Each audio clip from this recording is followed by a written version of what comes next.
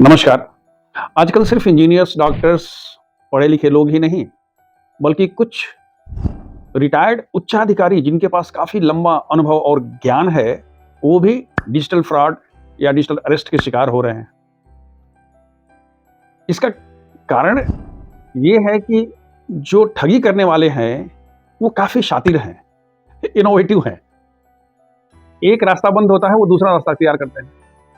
और जो ठगी के शिकार होते हैं, उनके हाथ में सिर्फ़ और सिर्फ़ पछतावा ही रहता है, जग हँसाई होती है, वो उसका बाई प्रोडक्ट है। लेकिन आज हम बात करेंगे ऐसे 5 तरह के लोगों से, जो हमारे साथ संपर्क में जब आते हैं, तो हमें पछताना पड़ता है और इन लोगों से कैसे बचा जाए। सबसे पहले वो लोग जो आपकी बेवजह तारीफ़ करता है। देखिए, तारीफ़ सबको अच्छी लगती है, बड़ा कान को मीठा लगता है और मन शांत होता है, कलेजा ठंडा हो जाता है। लेकिन जब आपसे कोई ये कहता है कि वो क्या आइडिया है, सर आप भगवान के दूसरे रूप हैं, सर आप रोल मॉडल हैं, सर आप जैसा बनने के लिए लोगों को दोबारा जन्म लेना पड़ेगा। मैडम क्या बात करती हैं, अगर आप फ़िल्मों में होती तो अच्छी-अच्छी हीरोइन जो हैं, क्यों? क्योंकि आप ब्यूटी के साथ आपके पास नॉलेज है, माइंड है। अरे भाई, जब सामने वाला आपकी तारीफ़ कर रहा है, तो आपकी बुद्धि क्या घास चरने गई है? आपको समझ में नहीं आ रहा है कि आप क्या हैं? इसलिए जब कभी भी कोई आपको पपीता के पेड़ पर चढ़ाने की कोशिश करता है, मैं ताड़ नहीं कर रहा हूँ, क्योंकि पपीता के पेड़ पर देखने पर ऊपर काफ़ी फल लगा होता है और लगता है, लेकिन वो पपीता का पेड़ जो होता है, वो सिर्फ़ अपने फल का वज़न लेता है, उसका तना बहुत कमज़ोर होता है और आप चढ़े, गिरे, आपका हाथ-पाँव टूटेगा। और ऐसे लोग जो आपकी बेवजह मीठी-मीठी सिर्फ़ बात से तारीफ़ कर रहा है, बढ़ा-चढ़ा के बोल रहा है और आपको अच्छा लग रहा है, तो निश्चित रूप से आपको वो यूज़ एंड थ्रो करेगा। इसलिए ऐसे लोगों से सावधान रहिए और पछतावा करने से बचिए। दूसरे तरह के लोग होते हैं चिपकने वाले लोग। ऐसे लोग जो कोशिश करते हैं किसी न किसी तरह से, यदि आप किसी खास पोज़ीशन में हैं, तो वो आपके नज़दीक दिखना चाहते हैं, दिखाना चाहते हैं। आप कहीं भी जाएँगे, मार्केट में जाइए, मॉल में जाइए, पार्टी में जाइए, वो आपके इर्द-गिर्द ज़रूर मंडराते हुए मिल जाएँगे, आपकी सेवा में जुट जाएँगे, पानी ले आके दे देंगे, कुर्सी दे देंगे। कभी कहेंगे लाइए आपके बच्चे का फीस जमा कर देते हैं। ये आप कहीं बैठे हुए हैं, आपके कान में आके कुछ बोल जाएँगे, साहब चीफ गेस्ट को आने में 2 मिनट टाइम लगेगा। पूरी जनता देख ली कि भाई आप तो बहुत याद रखिए, ये वो लोग हैं जो आपके साथ अपना बॉन्डेज दिखा करके जनता को बेवकूफ़ बनाएँगे, आपका नाम यूज़ करेंगे और कभी आपके नाम पर कुछ उल्टा-सीधा काम हो जाएगा तो आपको पछतावा होगा।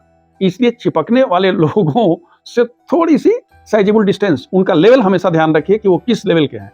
तो उनका लेवल और डिस्टेंस दोनों का ध्यान रखिए, कभी नहीं पछताना पड़ेगा। तीसरे, वो लोग जो पार्टी देते हैं। कुछ लोगों को पार्टी का बड़ा शौक होता है। कई तरह की पार्टी होती है, जो कुछ खाने-पीने के शौकीन होते हैं। आप पार्टी करिए, मैं नहीं कहता हूँ पार्टी नहीं करिए, लेकिन आप पार्टी का लेवल, पार्टी में खर्चा और पार्टी के पीछे वाला आप इंटेंशन देख लीजिए कि भाई कहीं ऐसा तो नहीं है कि सामने वाला आपको पार्टी दे करके और आपके कुछ मुँह से या आपकी कोई ऐसी तस्वीर हो जाए उसके पास, जिससे आपको जीवन में पछताना पड़े। और पार्टी देने वालों का लेवल देख के करिए, उनका इंटेंशन देख लीजिए, उनका बैकग्राउंड देख लीजिए। लेकिन पार्टी लेने में और पार्टी को एन्जॉय करने में थोड़ा-सा सावधानी बरतिए, नहीं तो पछताना पड़ेगा। चौथा होता है गिफ्ट देने वाले लोग।